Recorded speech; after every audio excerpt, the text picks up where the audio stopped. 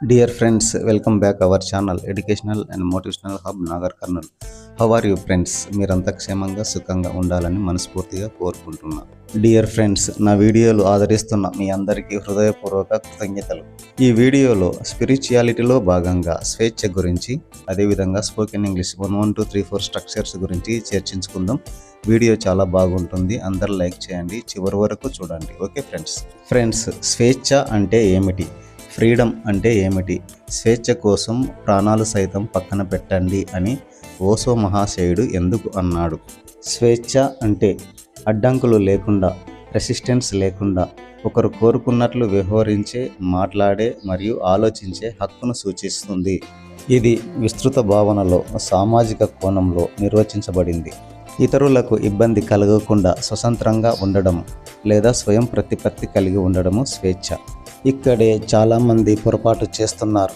ఇతరుల నుంచి ఎలాంటి అడ్డంకులు లేకుండా, వీరు కూడా ఇతరులకు ఇబ్బందులు కలిగించకుండా స్వతంత్రంగా వ్యవహరిస్తున్నాం అనుకుంటున్నారు. కానీ అంతిమంగా మనిషికి కావలసిన ప్రశాంతతను కోల్పోయి అనేక చట్రాలలో బందీలుగా మిగిలిపోతున్నారు. కనుక డియర్ ఫ్రెండ్స్, స్వేచ్ఛ అంటే సామాజిక కోణంలో వివరించబడింది కాకుండా స్పిరిచువాలిటీలో వివరించబడిన స్వేచ్ఛ గురించి కూడా తెలుసుకుందాం. మనస్సు, బుద్ధి, తనువు, కర్మేంద్రియాలు మరియు జ్ఞానేంద్రియాలను అదుపులో ఉంచుకొని వాటికే నువ్వు యజమానిగా ఉంటూ ఈ విశ్వమంతా ఒకటే అనే ప్రేమ భావనలో ఉండడము నిజమైన స్వేచ్ఛ అని స్పిరిచువాలిటీ తెలుపుతుంది. నిజానికి ఈ స్వేచ్ఛలో ఎవరికి ఎవరు ఇబ్బందులు కలిగించేది ఉండదు. అందరికీ అందరూ సహకరించేదే ఉంటుంది. ఫ్రెండ్స్, స్వేచ్ఛ గురించి మరింత వివరంగా తెలుసుకుందాం, చర్చించుకుందాం.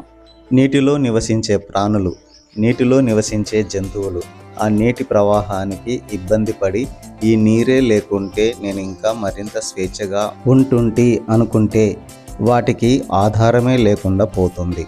డియర్ ఫ్రెండ్స్, పూర్తి భౌతిక స్వేచ్ఛను కోరుకోవుట అంటే చివరికి మనిషి తనను తాను కోల్పోవుటనే.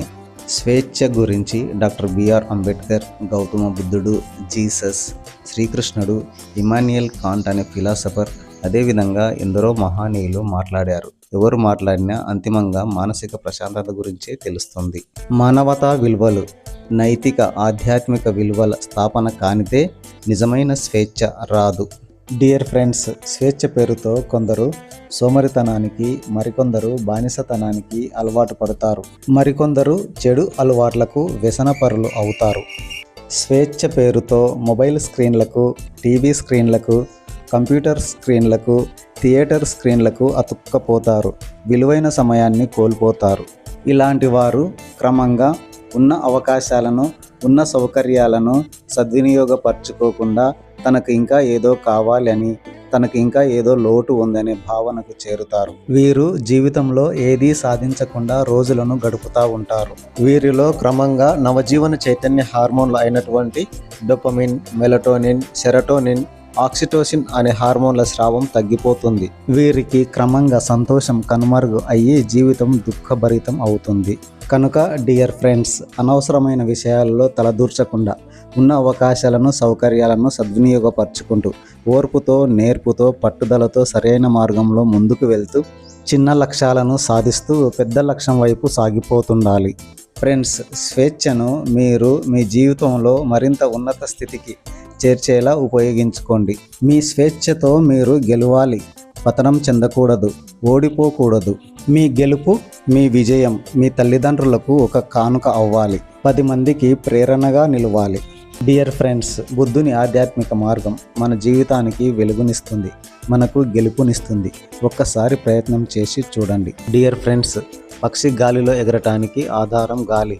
కొన్ని సందర్భాలలో ఆ గాలి వలన పక్షి ఇబ్బంది పడ్డప్పుడు ఈ గాలి లేకుంటే నేను ఇంకా స్వేచ్ఛగా ఎగరగలుగుతుంటే అనుకుంటే పొరపాటు అవుతుంది. గాలి లేని చోట ఎగురటకు ప్రయత్నించిన పక్షి కింద పడి దెబ్బతింటుంది. అప్పుడు గాలి అవసరం ఏమిటో తెలిసొచ్చింది. ఆ పక్షి వలె ఆలోచించే కొంతమంది మనుషులు తనకు parents, society, rules and morality, body limits మరియు ఆర్థిక ఇబ్బందులు మరియు ఉద్యోగం లేకుంటే నేను ఇంకా స్వేచ్ఛగా ఉంటుంటి అని పొరపడతారు. ఇవి అన్నీ ఉన్నందుకే మనిషి ఈ కాస్తైనా ఎదగగలుగుతున్నాడు. వాస్తవం ఏమిటంటే సృష్టి అన్నాక అన్నీ ఉంటాయి, అందులో భాగంగా ఆ మనిషి కూడా ఉంటాడు. ఏమీ లేని సృష్టిలో మనిషి సాధించటానికి ఏమి ఉంటుంది? ఎన్నో అనుభవాలు పొందటానికి మనిషి ఈ భూమిపైకి వచ్చాడు. కనుక ఏ మనిషికైనా కొన్ని లిమిట్స్, కొన్ని రూల్స్, కొన్ని రెస్పాన్సిబిలిటీస్ తప్పకుండా ఉంటాయి. వీటన్నిటినీ ఛేదించుకుంటూ తన లక్ష్యం వైపు సాగిపోవాలి. అప్పుడే మనిషికి ఒక గుర్తింపు, ఒక విలువ వస్తుంది. కనుక డియర్ ఫ్రెండ్స్, మనము పూర్తి ఫ్రీడమ్ను కోరుకోకూడదు. పూర్తి ఫ్రీడమ్ మనకు ఐడెంటిటీ, విలువ లేకుండా చేస్తుంది. పూర్తి ఫ్రీడమ్ కావాలి అంటే మీరు యోగీశ్వరులు అవ్వాలి. డియర్ ఫ్రెండ్స్, మనిషి తన వ్యక్తిగత భౌతిక కోరికలు తీర్చుకోవాలని తప్పించుట జంతు లక్షణం అవుతుంది. మనిషికి భౌతిక స్వేచ్ఛ లేకుండా జైల్లో వేసి బంధిస్తేనే బందీ కాదు. మనిషి అనేక రకాల బంధనాలలో ఇరుక్కొని సతమతం అవుతున్నాడు. మనిషికి తన మనసు పైన, తన కర్మేంద్రియాలపైన, తన జ్ఞానేంద్రియాలపైన పూర్తి ఆధిపత్యం ఉన్నప్పుడే స్వేచ్ఛను అనుభవించగలడు. ఈ స్వేచ్ఛనే బుద్ధుడు చెప్పాడు, ఓషో చెప్పాడు. జ్ఞానేంద్రియాలకు బానిసలైన కొన్ని జీవులను గమనించండి. కాంతికి బానిస అయిన దీపపు పురుగులు దీపం పైన పడి మరణిస్తాయి. వాసనకు బానిస అయిన తుమ్మెదలు పువ్వులో ఇరుక్కొని మరణిస్తాయి. రుచికి బానిస అయిన చేపలు గాలానికి చిక్కి చనిపోతాయి. స్పర్శకు బానిస అయిన ఏనుగులు మావటివానికి చిక్కుతాయి. చెవులకు బానిస అయిన జింకలు వేటగానికి చిక్కుతాయి. కాబట్టి డియర్ ఫ్రెండ్స్, ఒక్కసారి ఆలోచించండి. మీ కన్నులను టీవీ స్క్రీన్లకు, మొబైల్ స్క్రీన్లకు బానిసలుగా మార్చకండి. మీ సమయాన్ని వృధా చేసుకోకండి. మీ కన్నులతో మీకు నిజమైన అవసరం లేనప్పుడు మీరు కన్నులు మూసుకొని శ్వాస పైన దృష్టి పెట్టడం నేర్చుకోండి. డియర్ ఫ్రెండ్స్, స్వేచ్ఛ అంటే no complaints, no expectations, no judgement. ఎవరి నుంచి ఏమీ ఆశించకు, ఎవరిపైన కాంప్లైంట్స్ చెయ్యకు, ఎవరిని జడ్జి చెయ్యకు, ఏ అలవాటుకు బానిస అవ్వకు. ఇదే నిజమైన స్వేచ్ఛ. డియర్ ఫ్రెండ్స్, దుఃఖం, విచారం, ద్వేషం, భయం, కోపం, గర్వం, నిరాశ, అత్యాశ వంటి చెడు భావనలు మన ఆరోగ్యాన్ని పాడు చేస్తవి. మనకు ఎన్నో ఇబ్బందులు కలుగచేస్తవి. ఇవి మనకు నిజమైన బంధనాలు. వీటిని ఎరుకతో గమనిస్తూ క్రమంగా తొలగించాలి. వీటి స్థానంలో సంతోషం, ప్రేమ, ధైర్యం, సంతృప్తి, వినయం వంటి మంచి లక్షణాలను పెంపొందించుకోవాలి. అప్పుడే మనకు నిజమైన స్వేచ్ఛ లభిస్తుంది. అప్పుడే ఈ ప్రపంచంలో ప్రేమ, సంతోషాలు ఉప్పొంగుతాయి. ఇదే మన నిజమైన అభ్యున్నతి. మనమంతా నిజమైన అభ్యున్నతి వైపు, నిజమైన స్వేచ్ఛ వైపు అడుగులు వేయాలని మనస్ఫూర్తిగా కోరుకుంటున్నాను. మన నుంచి ఈ విశ్వం కూడా ఆశిస్తున్నది ఇదే. మన నుంచి ఆ దైవం కూడా కోరుకుంటున్నది ఇదే అని అర్థం చేసుకుందాం. డియర్ ఫ్రెండ్స్, నెక్స్ట్ స్పోకెన్ ఇంగ్లీష్లో భాగంగా 1, 1, 2, 3, 4 స్ట్రక్చర్స్ అండ్ ఎగ్జాంపుల్స్ చూద్దాం. మనము ఇంతకు ముందు వీడియోలో చెప్పుకున్నట్లు ఈ 1, 1, 2, 3, 4 స్ట్రక్చర్స్ మీరు బాగా ప్రాక్టీస్ చేస్తే మీకు స్పోకెన్ ఇంగ్లీష్ చాలా సులభంగా వచ్చేస్తుంది. కనుక కాన్సన్ట్రేషన్ చేయండి. 150 సెకండ్లలో 134 చెప్పేలా, లేకుంటే 120 సెకండ్లలో 80 పైన చెప్పేలా మీరు ప్రాక్టీస్ అవ్వాలి. ఫ్రెండ్స్, ఈ 1, 1, 2, 3, 4 స్ట్రక్చర్స్లో అన్ని టెన్స్లు, వాటి స్ట్రక్చర్స్ మరియు వాటి హింట్స్, వాటి ఎగ్జాంపుల్స్ కూడా వస్తాయి. ఒక్కసారి గమనించండి. మీరు ఇక్కడ గమనించండి ఫ్రెండ్స్. 1, 1 అంటే సింపుల్ ప్రెజెంట్ టెన్స్, 1, 2 అంటే ప్రెజెంట్ కంటిన్యూస్ టెన్స్, 1, 3 అంటే ప్రెజెంట్ పర్ఫెక్ట్ టెన్స్, 1, 4 అంటే ప్రెజెంట్ పర్ఫెక్ట్ కంటిన్యూస్ టెన్స్. అలాగే 2, 1 అంటే సింపుల్ పాస్ట్ టెన్స్, 2, 2 అంటే పాస్ట్ కంటిన్యూస్ టెన్స్, 2, 3 అంటే పాస్ట్ పర్ఫెక్ట్ టెన్స్, 2, 4 అంటే పాస్ట్ పర్ఫెక్ట్ కంటిన్యూస్ టెన్స్. అలాగే 3, 1 అంటే సింపుల్ ఫ్యూచర్ టెన్స్, 3, 2 అంటే ఫ్యూచర్ కంటిన్యూస్ టెన్స్, 3, 3 అంటే ఫ్యూచర్ పర్ఫెక్ట్ టెన్స్, 3, 4 అంటే future perfect continuous tense. Okay dear friends, చక్కగా నోట్బుక్ పెట్టుకొని రాసుకోండి, ప్రాక్టీస్ చేయండి. 1, 1 స్ట్రక్చర్ గమనించండి. Subject plus V1 SRES plus object. Hints వచ్చేసి daily, often, everyday. Okay next 1, 2 structure. Subject plus am, is, are plus V1 ing form plus object. Hints వచ్చేసి now, at, present. 1, 3 structure. Subject plus had or have plus V3 plus object. Hints వచ్చేసి just now, already. 1, 4 structure. Subject plus has been or have been plus V1 ing form plus object. Hints వచ్చేసి for many days or since. Next past tense స్ట్రక్చర్స్లో 2, 1 structure. Subject plus V2 plus object. Hints వచ్చేసి yesterday or last week.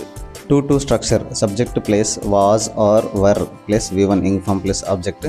Hints at that time, at this time, yesterday. 2, 3 structure. Subject plus had plus V3 plus object. hints before that or by this time or by that time yesterday. 2 4 structure subject place had been place v1 inform place object hints వచ్చేసి at this time at that time yesterday. Okay, next future tense లో 3 1 చూడండి. Subject plus shall or will plus v1 plus object hints వచ్చేసి tomorrow. 3 2 subject plus will be or shall be plus v1 inform plus object hints at this time at that time tomorrow. 3 3 subject plus shall have or will have plus v3 plus object hints వచ్చేసి before that or by this time or by that time tomorrow. Next 3 4 structure చూడండి. Subject plus shall have been ఆర్ will have been plus v1 inform plus object hints వచ్చేసి at this time ఆర్ at that time tomorrow. Okay dear friends, ఇప్పుడు examples గమనిద్దాం. ఈ ఎగ్జాంపుల్స్ను ఇంతకుముందు వీడియోలో కూడా ప్రాక్టీస్ చేసినాం. ఒకసారి వాటిని గమనించండి. I practice maths daily. I am practicing maths now. I have practiced maths just now. I have been practicing maths for many days. Next, I practiced maths yesterday. I was practicing maths at this time yesterday. I had practiced maths before that yesterday. I had been practicing maths at this time yesterday. I shall practice maths tomorrow. I shall be practicing maths at this time tomorrow. I shall have practiced maths before that tomorrow. I shall have been practicing maths at this time tomorrow. Okay. Next example nu gamaninchandi. He gives good suggestions. He is giving good suggestions now. He has given good suggestions just now. He has been giving good suggestions for many days. He gave good suggestions last week. He was giving good suggestions at this time yesterday. He had given good suggestions before that last week. He had been giving good suggestions at this time yesterday. He will give good suggestions tomorrow. He will be giving good suggestions at this time tomorrow. He will have given good suggestions by this time tomorrow. He will have been giving good suggestions at this time tomorrow. Okay. Dear friends, next example gamaninchandi. We discuss this issue often. We are discussing this issue now. We have discussed this issue just now. We have been discussing this issue for many days. We discussed this issue last month. We were discussing this issue at this time last month. We had discussed this issue before that last month. We had been discussing this issue at this time last month.